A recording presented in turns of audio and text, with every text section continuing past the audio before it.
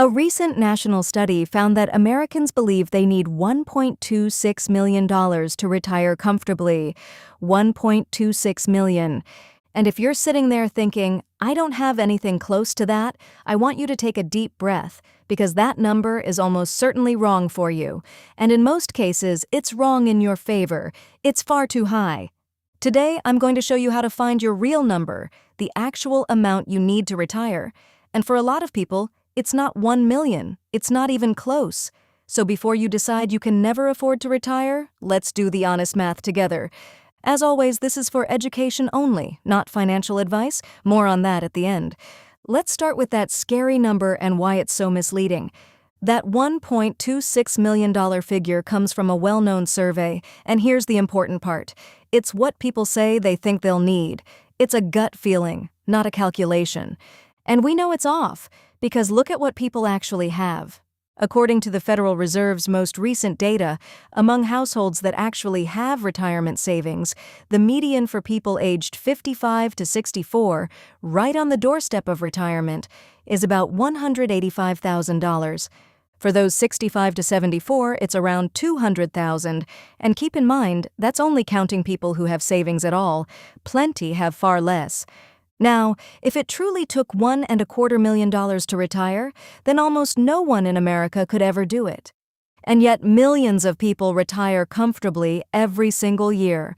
So clearly the gut feeling number is wrong. Let's replace the fear with a formula. There are two big mistakes that inflate your number, and once you see them, your whole picture changes. The first mistake is confusing your income with your spending. When people imagine retirement, they think they need to replace their entire paycheck.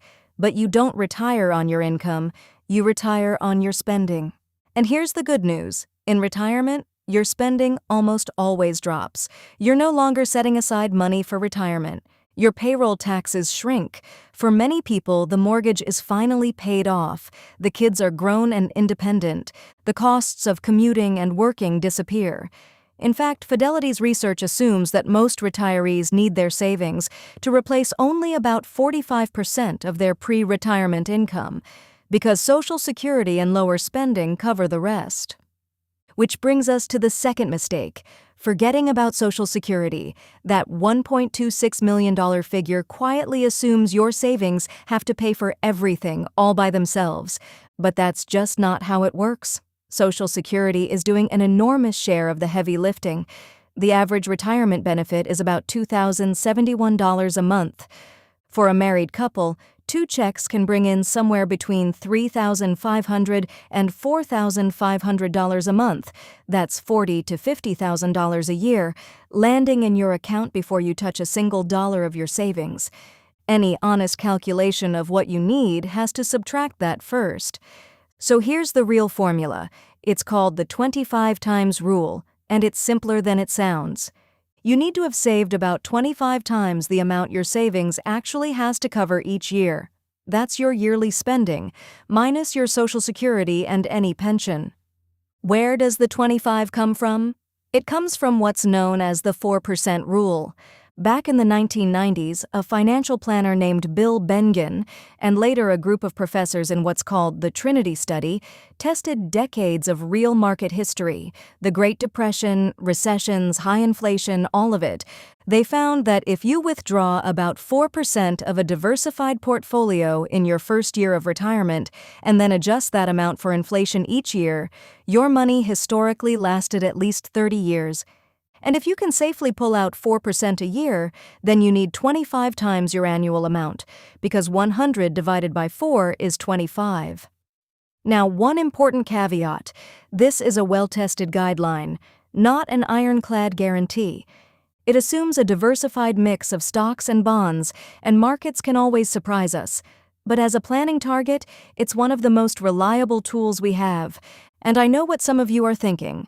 Won't inflation wreck all of this? It's a fair worry, and here's the reassuring answer.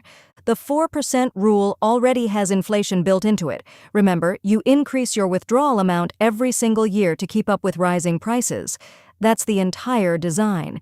And Social Security helps here too, because it gets a cost of living adjustment almost every year. Your benefit rose 2.8% for 2026, for example. So, the two biggest pieces of your retirement income are both built to move with inflation over time. It's not a magic shield, but it means your plan isn't frozen in today's dollars. It's designed to keep pace with them. Let me show you how powerful this is with a real example. Meet Bob and Susan, a married couple. Like a lot of people, they assumed they needed well over $1 million, and they were terrified they'd never get there. So let's do their real math. Their honest retirement spending, not their old salaries, but what they'll actually spend once the mortgage is gone and the kids are grown, is about $65,000 a year. Between the two of them, Social Security brings in about $45,000 a year. So the gap that their savings actually needs to cover isn't $65,000, it's $20,000 a year.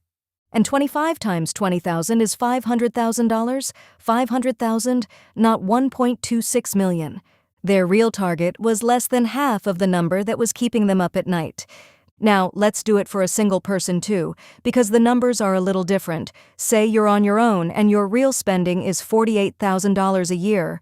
Your Social Security is about $24,000 a year.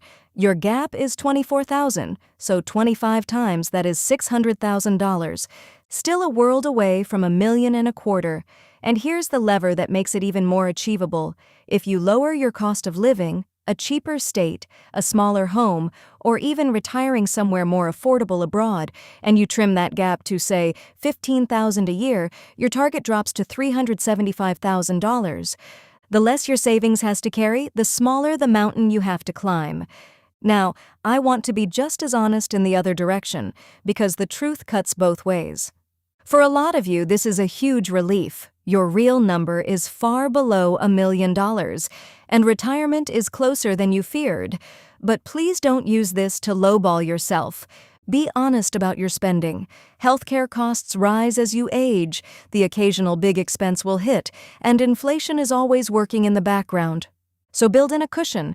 I'd rather you aim a little high and be pleasantly surprised. And remember, the 4% rule is a strong guideline, not a promise. If you happen to retire right as the market drops, you may need to spend a little less in those early years to stay safe. The goal here isn't to chase a perfect magic number. It's to trade a vague, terrifying guess for a clear, realistic plan. Now, what if you run these numbers and the gap still feels too big? Don't give up, because you have more levers than you think, and some of them are surprisingly powerful. The single most effective one is simply working a little longer. Even 2 or 3 extra years does 4 things at once. You add more to your savings, those savings get more time to grow, you have fewer retirement years left to fund, and, if you wait to claim, your Social Security check gets bigger. It is the closest thing to a superpower in all of retirement planning. The second lever is delaying Social Security. Waiting from 62 toward 70 can raise your benefit substantially, and every extra dollar of guaranteed income is a dollar your savings no longer has to produce, which shrinks your target in a hurry. And the third is income and assets you might be overlooking. A little part-time or hobby income in your early retirement years, or the equity in your home. Downsizing from a big house you no longer need can free up a surprising amount of cash and cut your monthly costs at the same time. 2 more things quietly change your number, so let's make sure they don't catch you off guard. The first is when you retire. The earlier you stop working, the bigger your number needs to be, because you're funding more total years, and if you retire before 62, you'll be bridging that entire gap from savings alone, with no Social Security coming in yet. The second is healthcare before 65. Medicare doesn't start until 65, so if you retire before then, you'll need to cover private health insurance in the meantime, and that can be a serious monthly expense. Build both of these into your plan, and your number will be honest instead of optimistic. So let's turn all of this into 3 simple steps you can do this week. Step 1. Find your real spending, not your salary, your spending. For 1 month, track what actually leaves your account: housing, food, insurance, healthcare, everything. Then estimate how that changes in retirement. Subtract the mortgage if it'll be paid off. Subtract what you're currently saving and be honest about it. That annual number is the foundation of everything. Step 2. Subtract your guaranteed income. Go to ssa.gov and find your estimated Social Security benefit and add in any pension you'll receive. Subtract that yearly total from your spending. What's left is your gap, the piece your savings actually has to cover. For most people, this is the moment the fear starts to lift, because that gap is so much smaller than their whole budget. Step 3. Multiply your gap by 25. That's your real target number. Then add a sensible cushion on top, for healthcare, for surprises, for peace of mind. And now, instead of a scary guess you saw in a headline, you have a real, personal number, built on your life and your spending. That's the number that actually matters. Here's the bottom line. The idea that you need over $1 million to retire scares millions of people out of even making a plan. But for most folks, the real number, your annual spending minus Social Security times 25, is dramatically lower and dramatically more achievable. You may be far closer to retirement than you ever believed. And even if you're not quite there yet, now you know the exact target to aim for, instead of a number that was never yours to begin with. If this brought you a little clarity and a little calm, do me a favor and subscribe. Every week we break down retirement in plain English, how to make your money last, how Social Security and Medicare really work, and how to retire well, whether that's right here at home or somewhere more affordable abroad. And if you know someone who's convinced they can never afford to retire, share this with them. That real number might change everything for them. Thanks so much for watching, and I'll see you in the next one. One last thing. This channel is for educational and entertainment purposes only, and it is not financial, tax, or legal advice. These figures are illustrations, not promises, and everyone's situation is different. So please confirm your own numbers at ssa.gov and speak with a qualified financial professional before making any big retirement decisions.